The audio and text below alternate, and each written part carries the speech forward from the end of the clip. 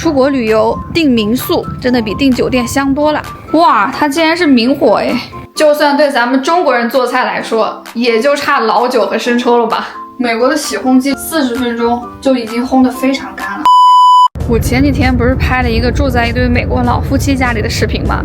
很多人都说那家的环境好，那家民宿是100刀出头，不过它在亚利桑那州的一个小城市里。感兴趣的朋友可以再回去看看那个视频。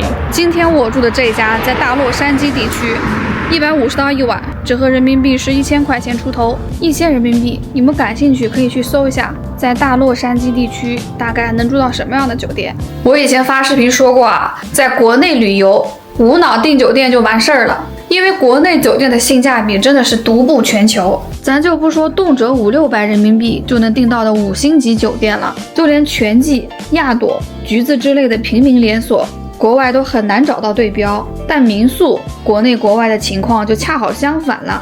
国内民宿市场质量相当不稳定，很容易出现好评是刷的，美图是照片等等现象。而国外 Airbnb 上评分高的民宿一般都很能打，不太会踩雷。我环球旅行，美国已经是第6站了。不仅仅美国是这样，低消费的泰国、柬埔寨，中等消费的高加索3国也都有这个现象。说回美国吧，美国的民宿能分成3类。第一类就是美国人家里的一个房间，也就是我上篇美国老夫妻的视频里提到的，你可以用他们家的公共区域，但这种问题是隐私性不够，可能要和其他人共用洗手间。第二类是公寓楼里的单间房，一般会有物业统一管理，可以看作装修偏居家风格的酒店。第三类就是我今天住的这家。我住的这间屋子啊，它也是在房东家里，但我已经入住了4天了，完全没有见过房东。带你们去看一看就知道了。话不多说啊，我们先来一个 room tour。这是房东家，他们家入户门是这个，住客呢有一个专属进入通道，就是这个侧门，从这里进去。这里是主屋，这儿是属于我们住客的独栋。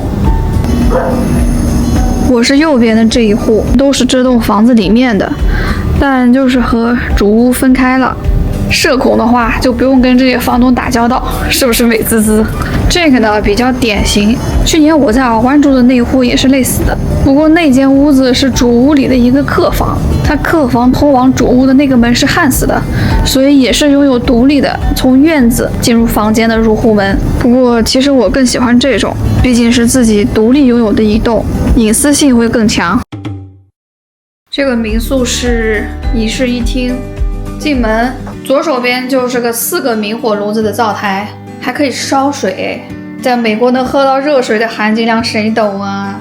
下面是烤箱，右边是微波炉和冰箱。我们来看看厨房啊，这个厨房美中不足的是没有洗碗机，但是别的部分基本上房东已经做到极致了，油、醋、盐、黑胡椒、洗洁精，各种刀、各种锅、各种菜板、盘子都有了。反正这里真的能买了菜回来就直接做。我住过很多民宿，其实或多或少都会缺一些，要么就是没有油盐，要么就是没有洗洁精，要么就是只有1-2个锅，或者就是电磁炉。但这个是真的比较理想的小厨房了。但是美国的烟感器太灵敏了，我昨天晚上就用小火煎个鸡蛋，它就哔哔哔哔哔一直叫个不停，所以我把它先拆了，现在把它装回去。OK， 如果大家不拆的话，做饭的时候一定要拿一个塑料袋把它周围蒙住，不然美国的火警来了可真的不是开玩笑的。这个沙发是可以拉开来的，所以这间屋子能住3个人。当时我看图片的时候，吸引我的点，这间它既有书桌又有饭桌。这是房间，这个房间也有个小问题，就是它没有遮光帘，这是美国大部分房子的问题，他们特别喜欢用这种百叶窗，但是天一亮啊，完全不遮光。早上7点钟，我就会被从旁边这个缝里射进来的阳光照醒。洗手间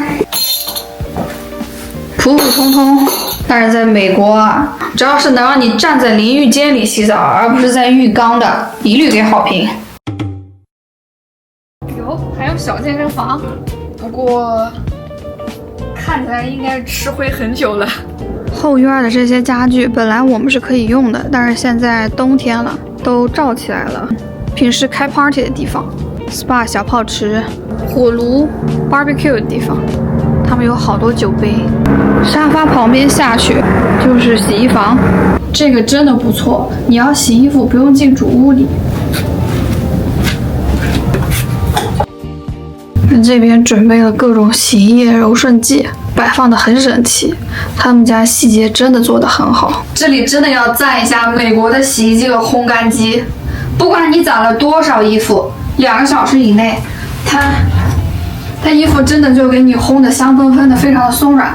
我以前留子的时候，我觉得洗衣机和烘干机太香了，所以特意给家里面买了一台很贵的德国的烘干机。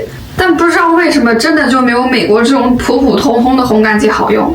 再来看看这个住客专属的院子，现在是大洛杉矶地区天气最好的时候，下午坐在这里晒晒太阳、办办公，很舒服。之前那个视频啊，有人刚我说我拍的那个根本就不是中产，明显比中产要好。但是你们看这一家，它不管是区位还是装修质量，明显不如上一家，而且没有湖景，人家也是要啥有啥，所以这些就是美国这边房子最基本的配置。门外面，房东一般会给住客准备至少1个车位，但是这个房东比较贴心，他们自己的车停在左边，把右边这个更方便的过道留给住客。所以总结下来，民宿可以做饭、洗衣服，免费停车，而且民宿一般在居民区里，更容易感受到当地生活。如果你去国外旅游，在一个地方待超过2天，强烈建议选这种民宿。好啦，这期视频就到这里，咱们下期见喽。